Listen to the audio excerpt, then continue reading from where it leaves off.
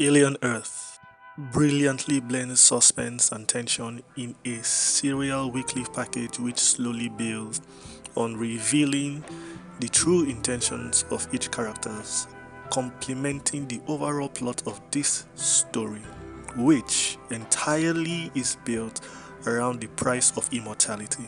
To pose a question, what can you give a man who has everything? And the answer? Time. More time. Just like there was an arms race, we've had the space race as well, and now we're in the immortality race. And whoever succeeds at this will dominate the galaxy for years to come. This also reminds me of a Netflix price gem series titled Altered Carbon. On the subject of immortality and humanism, the creators actually did an excellent job on this subject matter. Now, let's return to Alien Earth. Alien Earth gives us everything we've been asking for from an Alien franchise. Notwithstanding Alien Romulus did surpass our expectations, it shattered them beyond our imagination, therefore reigniting the desire of viewers to see more Alien content. But seriously, whoever imagined Fox would give us a show like Alien Earth? A show so impressive, it's memorable in the minds of viewers, even now. So, what makes this show stand out? Well, it's a good thing you asked. It's because it understands the history of the IP and doesn't do anything to jeopardize it. However, it improves on it by creating plot aisles.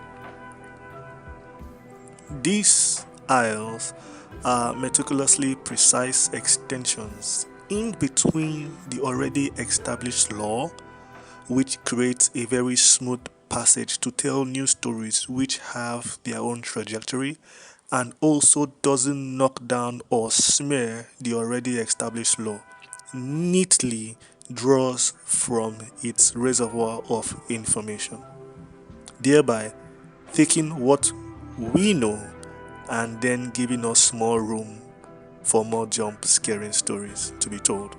Once again, all within the same universe, no breaking of timelines for soft reboots, none of that. And if memory serves, I think this is the first time we have had a reappearance of xenomorphs on Earth. Yeah, since Alien vs Predators. Alright, so we have characters in this show who are memorable. We have characters which we empathize with. We have characters which we root for, and then there are characters who have intense animosity towards each other. We also have characters with sinister intent who we definitely want to see them get what they deserve. Now, let's dive into the characters. I will not be diving into all the characters. I will just be discussing a few of them which deserve recognition based on the critiquing system of this channel, and I believe they definitely fit that criteria we are looking for, which also makes for a rich science fiction television event. Alright, so from Prodigy we have Boy Cavalier, Krish, and the Lost Boys, and their names are as follows. We have Wendy. Wendy was the first, and then we have Slightly, Smee, Nibs, Curly, and Toodles.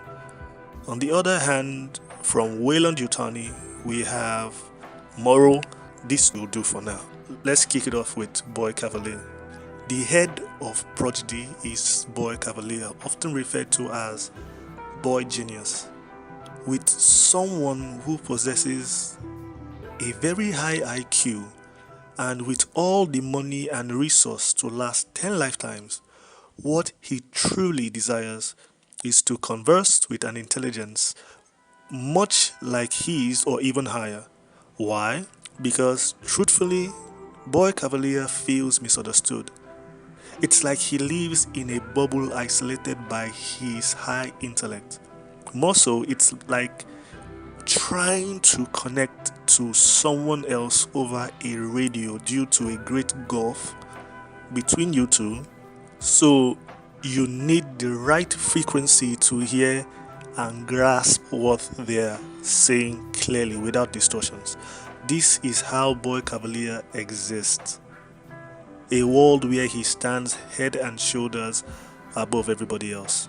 And he desires deeply not to exist like this any longer. And thus the solution: explore the cosmos and contact more intelligent life forms.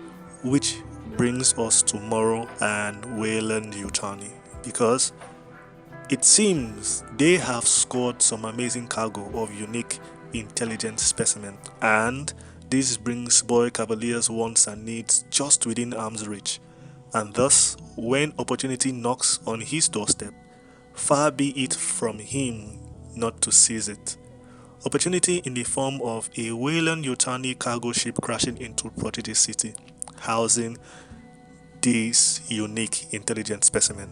In fact, this was his wants and needs for conversing with intelligent life.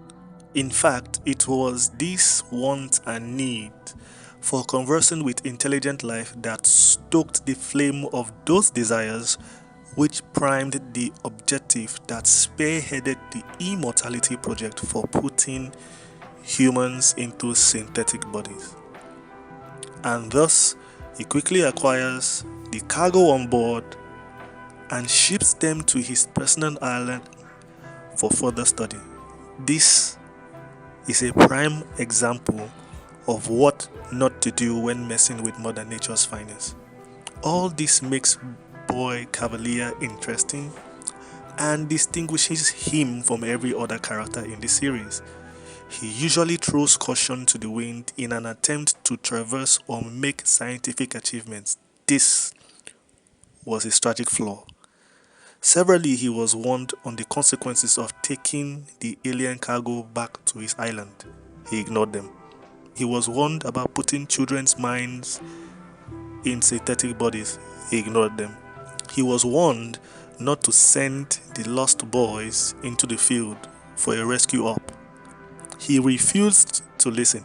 In fact, he was even excited with the idea of seeing how they would perform under turbulent or stressful conditions. And that was where things went from good to, oh, what have you done? He is unapologetically overconfident. Alright, let's go to Krish. Krish is the Chief Security Officer of Prodigy and also a synthetic or synth, whichever one you prefer.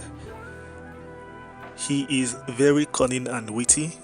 Barely nothing slips past without him noticing. He often comes across as intimidating with his robotic demeanor. However, that serves him in situations where he needs to exercise his position of authority. Krish's objective to secure and protect the lives of Prodigy and above all Boy Cavalier, but now that he has witnessed the birth of a new species in the form of synth hybrid or synthetic hybrid, his disposition on this objective tilts somewhat. He is also unapologetically apologetic, meaning though overconfident like his creator, he is also dispassionate, which does not affect his operational ability to quantify and analyze and offer tactical suggestions in comprehending and salvaging any situation. But what is certain is Krish's animosity towards Morrow. I mean, it's just palpable on screen, which suggests that Krish has had some unpleasant encounters with cyborgs in the past. However, being a synth or synthetic, Krish becomes too comfortable, unperturbed as one who sees all without having any blind spots.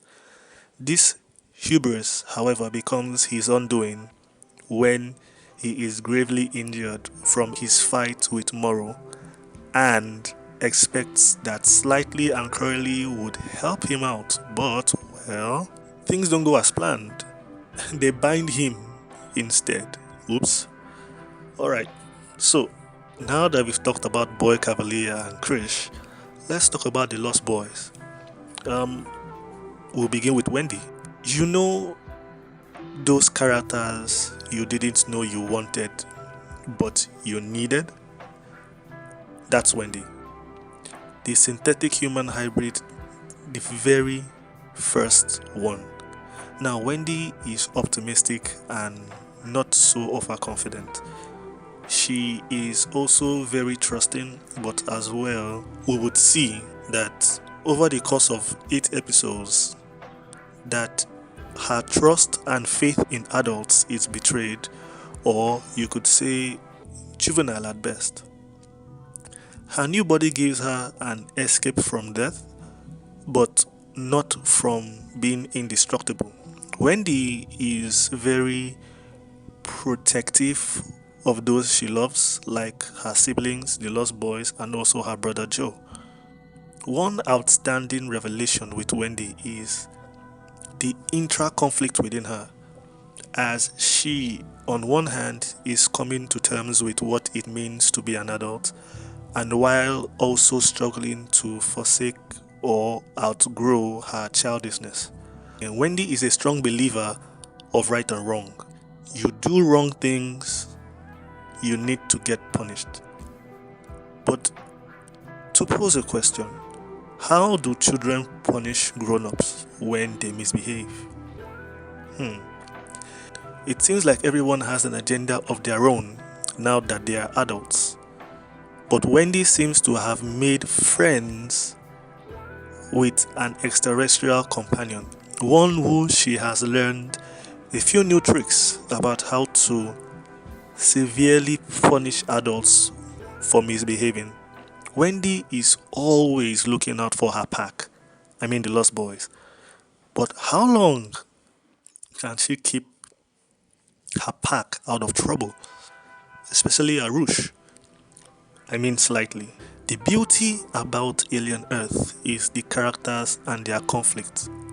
I mean intra-conflict and inter-conflict. Let's talk about Slightly. The lad with a heart of gold. Slightly is jovial with a sincere demeanor, but everyone grows up sometime.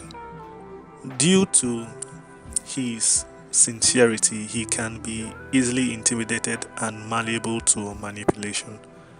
And this is ever true when Slightly comes in contact with Moro. The threatening of his mother by Moro puts him in a position where his innocence is chiseled away, chip by bit, as he is coerced to do something he would naturally not do. This unnaturalism, which was forced upon Slightly, stirs within him this interconflict of choosing of right and wrong versus loyalty to the woman who gave birth to him or to the man who bettered him in a new body, giving him a second chance at life. These belief systems and values clash over and over, which each request from Moro or Krish becoming more than he can bear.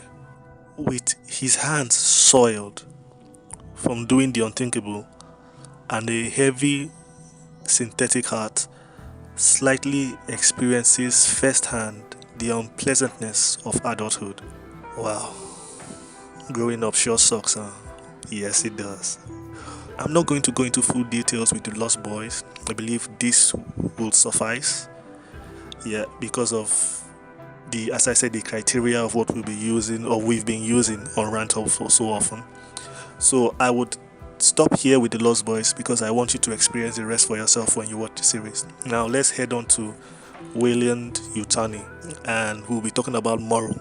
Moro, I mean, talk about a walking 20th century something sweet army knife. Moro is bold and unrelenting. Two high octane characteristics that define him, and it is summed up into these words: the job comes first. This guy has done something I haven't seen anyone do in the history of the Alien franchise. He single handedly captured a xenomorph. You'll get to see it when you watch it. The best part about Morrow is his focus. Once he sets his mind to a task, nothing can dissuade him from it except death. Half man, half machine. Morrow was assigned to collect the most dangerous species in the known universe and return them to Wayland Yutani for further study per the Immortality Project. Of course, things went wrong and he lost them, and now he's on a path to retrieve them. Just one problem: they've been apprehended by Prodigy. There lies the conflict, because first off, each corporation is not allowed to set foot on the other's turf, and secondly, Yutani and Prodigy are sort of at odds with each other. Well, we do not know why exactly they are at odds with each other, but it is well implied, and I mean well implied, in the series. Morrow has nothing to lose. No family, no home, just the job. One other man who stands in the way of him getting his cargo back is Boy Cavalier and Krish. Now that we have addressed most of the characters and their desires, wants and needs, objective, and how their interests are in conflict with one another, let's dive into my favorite part: cause, effect, and consequences. The greed and overconfidence in several characters reveals to us that there are some things which are beyond your control. Overconfidence in this story is shaped around how power guarantees control over the fate of others to achieve your own objectives. We see this with Boy Cavalier when we learn that the crashing of the Yutani ship was engineered by him with the bribing of a cargo officer on board. However, things didn't go as planned, and eventually causality spirals out of control, which leads to an almost predatory outbreak. Overconfidence also breeds carelessness and the ignorance of oversight, especially with the five most powerful companies, Yutani and Prodigy being one of them. Moral's overconfidence causes him to relentlessly investigate on and on into the crashing of his ship and also the retrieval of the cargo he lost, especially the xenomorph. This intense drive pushes him to the point of threatening to kill Arushi's mom. However, that one singular act is the catalyst that leads to Arush growing out of his childish ways into adulthood and leads him to capturing Moro. How about Krish, the man with no blind spots, who intensely keeps an eye on everything, decides to use slightly as bait to capture Moro. The bait works as Moro is apprehended, but he escapes, something Krish did not expect. At the cost of beating Moro at his own game, Krish also got ensnared in his own trap, leading to his capture by slightly. The beauty about Alien Earth is that these characters all have desires, wants, and needs, and their objectives need to be met at all costs with no objections by crushing any obstacles in their way, leading to an inevitable causality which is deliciously brilliant with each character's needs in the hands of the other. There is a crisscrossing of causalities and consequences everywhere. Boy Cavalier wants to engage with a more intelligent life form, leading to housing creatures which are extremely predatory in nature, which ordinarily did not belong to him. And when all hell breaks loose, well, we all know how Xenomorphs likes to play at this point. Alien Earth is Fox television event and it delivers. My goodness, I never thought I'll be saying this, but good one, Fox. I hope they do not mess up season 2, because frankly I would have been good with just a season. Members of the Ranthub, please check out Alien Earth.